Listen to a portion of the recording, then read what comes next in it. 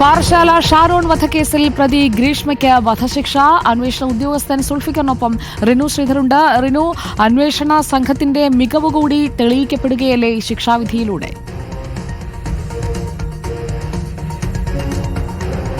തീർച്ചയായും സുജയ, ഇപ്പോൾ സുൽഫിക്കർ സാർ അന്ന് തിരുവനന്തപുരത്തെ അഡീഷണൽ SP ആയിരുന്നു. അദ്ദേഹവും ഇപ്പോൾ റിപ്പോർട്ടർ TVക്കൊപ്പം ചേരുന്നുണ്ട്.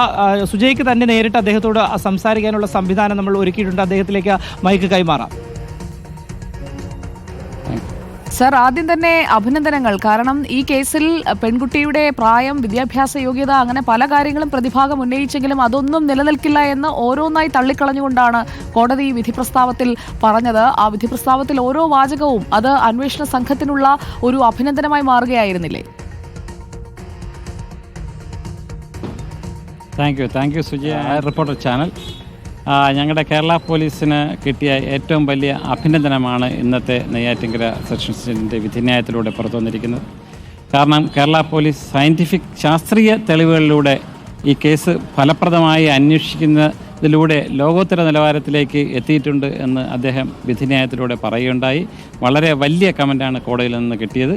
അതിന് ഞങ്ങൾ എൻ്റയർ കേരള പോലീസും ഈ വിധിന്യായത്തിലൂടെ നമ്മുടെ ഇന്നത്തെ ജഡ്ജിനോട് കടപ്പെട്ടിരിക്കുന്നു.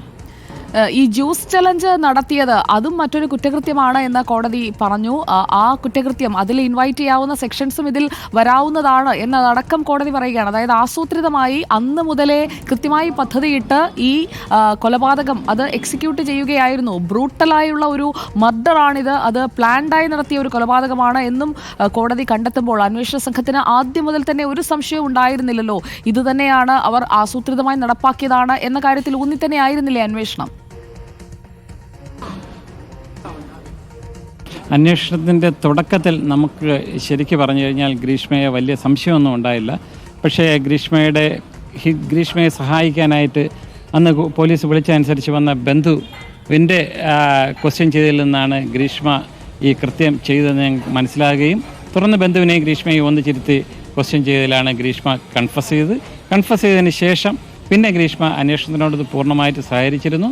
പക്ഷേ ദൈവത്തിൻ്റെ കയ്യൊപ്പ് എന്ന് പറഞ്ഞതുപോലെ തന്നെ ഗ്രീഷ്മ ഷാരോൺ രാജുമായിട്ട് ജ്യൂസ് ചലഞ്ച് നടത്തിയ അവസരത്തിൽ, അതായത് പാരസെറ്റമോൾ അമിത അളവിൽ കലക്കി കൊടുത്തുകൊണ്ടുള്ള ജ്യൂസ് ചലഞ്ച് നടത്തിയ അവസരത്തിൽ വീഡിയോ റെക്കോർഡ് ചെയ്തെന്ന് ആവശ്യപ്പെട്ടിരുന്നെങ്കിലും അത് എന്തുകൊണ്ടോ ഷാരോൺ രാജ് അപ്പോൾ അത് വീഡിയോ റെക്കോർഡ് ചെയ്യുകയും അത് അദ്ദേഹത്തിൻ്റെ മൊബൈലിൽ നിന്ന് പിന്നീട് ഞങ്ങൾക്ക് കണ്ടെത്താൻ സാധിക്കുകയും ചെയ്തു. അതാണ് ഈ കേസിൽ ഗ്രീഷ്മ ഫസ്റ്റ് ഒഫൻഡർ അല്ല, ഗ്രീഷ്മ റിപ്പീറ്റഡ് ഒഫൻഡറാണെന്നും വളരെ വലിയ രീതിയിൽ ക്രിമിനൽ മൈൻഡുള്ള ഒരു വ്യക്തിയാണെന്നും കോടതിക്ക് കണ്ടെത്താൻ സാധിച്ചത്. അതുപോലെ തന്നെ അന്വേഷണ സംഘത്തിനും ആ ഒരു ദൈവത്തിൻ്റെ കയ്യൊപ്പെന്ന് പറഞ്ഞതുപോലെ കിട്ടിയ ആ സംഭവം നമുക്ക് ഈ അന്വേഷണത്തിന് വളരെ ലീഡായി മാറുകയാണ് ഉണ്ടായത്. ഗ്രീഷ്മയുടെ ഒരു പ്രായം, അതുപോലെ തന്നെ പെൺകുട്ടിയാണ്, അങ്ങനെ പല കാര്യങ്ങൾ, വിദ്യാഭ്യാസ യോഗ്യതയടക്കം പല വാദങ്ങളും പ്രതിഭാഗം കൊണ്ടുവന്നിരുന്നല്ലോ. ഈ വാദങ്ങൾ വന്നപ്പോൾ പരമാവധി ശിക്ഷയിലേക്ക് പോകില്ല എന്ന് അങ്ങ് ഏതെങ്കിലും ഘട്ടത്തിൽ കരുതിയിരുന്നോ?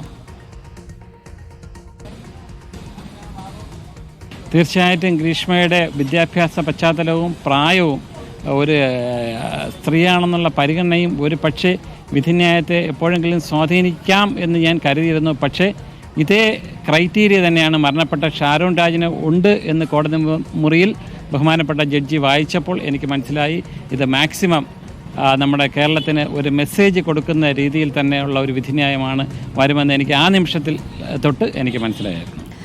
ശ്രീ സുൽഫിക്കർ, സാറ് പറഞ്ഞതുപോലെ ഇതൊരു സന്ദേശം കൊടുക്കുന്ന വിധിയാണ്. അതായത് മാനസാന്തരം വരാൻ സാധ്യതയില്ലാത്ത ഒരു വ്യക്തിയാണ് എന്നതുകൂടി കോടതിയുടെ വിധി പ്രസ്താവത്തിൽ അവർ പറഞ്ഞു പോകുന്നുണ്ട്. പലപ്പോഴും മാനസാന്തരത്തിനുള്ള സാധ്യത മുൻനിർത്തിക്കൊണ്ട് പരമാവധി ശിക്ഷയിലേക്ക് പോകാതിരിക്കുന്ന സാഹചര്യങ്ങൾ നമ്മൾ കാണാറുണ്ട്. പക്ഷേ ഇവിടെ കോടതി കൃത്യമായി പറയുന്നു ഇത് ആവർത്തിക്കാതിരിക്കുമെന്ന് കോടതി കരുതുന്നില്ല എന്ന്. അതിൻ്റെ അർത്ഥം കൃത്യമായി അവരെന്താണ്, ആ വ്യക്തി എന്താണ് എന്നത്, അവരുടെ പ്രായമോ വിദ്യാഭ്യാസ യോഗ്യതയോ സ്ത്രീ എന്നതോ ഒന്നും കണക്കാക്കാതെ ആ വ്യക്തിയുടെ മൈൻഡ് സെറ്റ് എന്താണ് എന്ന് കൃത്യമായി കോടതി റീഡ് ചെയ്തു. അതിൽ ഈ അന്വേഷണ സംഘം കൊടുത്ത റിപ്പോർട്ടും നിർണായകമായി എന്നല്ലേ? തീർച്ചയായിട്ടും ശ്രീമതി സുജയ, അത് നിങ്ങളുടെ ആ അഭിപ്രായം വളരെ അർത്ഥവത്താണ്. കാരണം സാധാരണ ഒരു ബുദ്ധിയില്ലാത്ത കുട്ടിയല്ല ഈ പ്രവൃത്തി ചെയ്തത്. അതുമല്ല, അയാൾക്ക് കാപ്പിക്കു കലക്കി കൊടുക്കുന്നത് ആദ്യത്തെ അറ്റംപ്റ്റും അല്ല, റിപ്പീറ്റഡ് അറ്റംപ്റ്റിലാണ് ആ കാപ്പിക്കുവിന്. കോടതി കണ്ടെത്തിയ വിഷയം, വിവാഹ നിശ്ചയം കഴിഞ്ഞു കല്യാണത്തിന് വെയിറ്റ് ചെയ്തിരിക്കുന്ന കുട്ടി വീണ്ടും കാമുകനുമൊത്ത് ശാരീരിക ബന്ധത്തിൽ ഏർപ്പെടുകയും അതുപോലെ ചെയ്യുന്ന ഒരു മനസ്സിൻ്റെ ഉടമ എന്ന് പറഞ്ഞാൽ അത് കോടതിക്ക് അല്ലെങ്കിൽ നമ്മുടെ ഇന്നത്തെ ഈ കേരള സമൂഹത്തിന് തന്നെ അത് അങ്ങനെ നല്ല ഒരു രീതിയിൽ കാണാൻ തീർച്ചയായിട്ടും സാധിക്കില്ല. കോടതിയും അത്തരത്തിൽ തന്നെ ഒരു സാമൂഹിക പ്രതിബദ്ധതയോടുകൂടിയാണ് ആ വിഷയത്തെ കണ്ടത്.